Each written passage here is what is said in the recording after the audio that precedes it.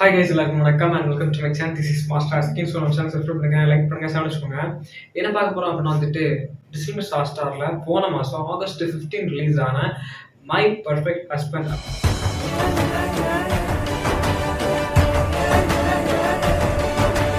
அப்படிங்கிற அந்த வெப்சீரிஸோட ரிவ்யூ பண்ண போகிறோம். ஸோ இந்த வெப்சீரிஸில் 9 எபிசோட் கிட்ட வரும்.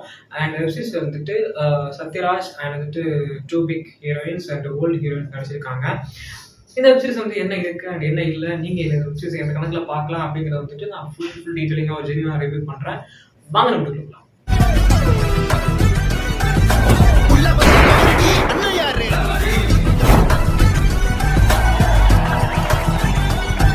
ஃபர்ஸ்ட் விஷயம் என்ன அப்படின்னா இந்த வெப்சீரிஸில் மை பர்ஃபெக்ட் ஹஸ்பண்ட் அப்படிங்கிற ஒரு சீக்வன்ஸ் இருக்கு பார்த்தீங்களா, அந்த ஒரு டைட்டில்.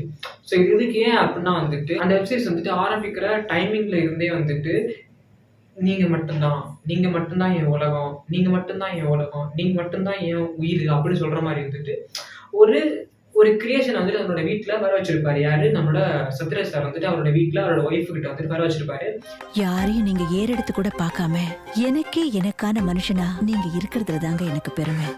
எனக்கு ஓ மேல மட்டும்தான் காதல். இந்த காதல் வேற யார் மீதும் இல்லை. நான் உனக்காக மட்டும்தான், எந்த பொண்ணை நான் ஏறெடுத்து பார்க்க மாட்டேன், நான் உனக்கானவன் மட்டும்தான் அப்படின்னு சொல்ற மாதிரி சத்யராஜ் சார் அந்த தன்னோட குடும்பத்தையும் தன்னோட ஃபேமிலியை நம்ப வச்சு அப்படியே போயிட்டு இருக்கும்போது ஒரு எட்ஜ் ஆஃப் த டைம்ல தன்னோட மகனுக்கு ஒரு மேரேஜ் அலைன்ஸ் பார்க்குற டைம் வரும்போது ஒரு கேரளத்துல ஒரு பொண்ணை போய் பார்க்க போறாங்க. அங்க பார்க்க போனதுக்கு அப்புறம் அந்த பொண்ணு இவங்களும் ஒரு கொஞ்சம் 2K கிட்ஸ் கொஞ்சம் கனெக்ஷனா இருப்பாங்கல்ல. ஸோ அது மாதிரி கனெக்ட் ஆகி அப்படி இப்படி இருக்கும்போது ஒரு டைமிங்ல ஒன்று தெரிய வருது. ஸோ அது என்ன அப்படிங்கிறது அந்த வெப்சீரிஸ் நீங்க பாருங்க, அப்பதான் புரியும். ஸோ இந்த ஒரு விஷயம் தெரிய வந்ததுக்கு அப்புறம் இந்த கல்யாணத்தை எப்படியா நம்ம தடுத்து நிறுத்தி ஆகணும் அப்படிங்கிறதுக்காக சத்யராஜ் சார் அவங்களோட ஒய்ஃபு பிளான் போட்டுட்டே இருக்காங்க. பிளான் போட்டு இருக்காங்க. அந்த பிளான் தவிடுபடி ஆகவே தவிர அந்த பிளான் ஒர்க் அவுட் ஆகலையே. தீபிகா பாரதியோட பொண்ணா செய்யறதெல்லாம் செஞ்சுட்டு கேட்கறது பாரு, ஒன்னும் தெரியாது அப்பாவி மாதிரி. இந்த பொண்ணு இந்த பையன் எவ்வளோ அட்டாச் ஆகுறாங்க அப்படின்னா இன்னும் என்கேஜ்மெண்ட் முடியாத அளவுக்கு அந்த பொண்ணு அவங்களோட வீட்டுல இருந்து நேராக இவங்களோட வீட்டுக்கு தங்குற அளவுக்கு அந்த பொண்ணு அட்டாச் ஆகுது.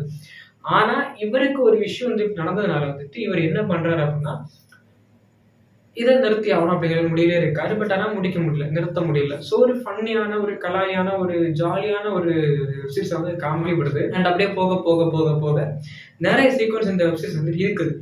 பட் ஒரு எட்ஜ் ஆஃப் த டைம்ல அந்த ஒரு லவ் ஒரு பாண்டிங் இருக்குல்ல, அந்த ஒரு பொண்ணுக்கும் அந்த ஒரு பையனுக்கும் அந்த லவ் சூப்பரா இருந்துச்சு. அண்ட் அப்படியே கட் பண்ணா சத்யராஜ் சாரோட ஃபிளாஷ்பேக்ல இவர் ஒரு பொண்ணை லவ் பண்ணியிருக்காரு. ஸோ அது ஒரு சின்ன வயசு ஸ்கூல் லவ். ஸோ அந்த ஸ்கூல் லவ்வும் சூப்பராக இருந்துச்சு. அண்ட் அப்படியே கட் பண்ணால் நீங்கள் இதை எதனால பார்க்கலாம் அப்படின்னு சொல்கிறேன் அப்படின்னா, அந்த ஸ்கூல் லவ், நீங்கள் ஒரு ஸ்கூல் லவ்லாம் பண்ணியிருக்கீங்க அண்ட் உங்களை நினைச்சு பார்க்க நல்லா இருக்குது அப்படின்னா அதுக்காக இந்த வெப்சீரிஸ் பார்க்கலாம்.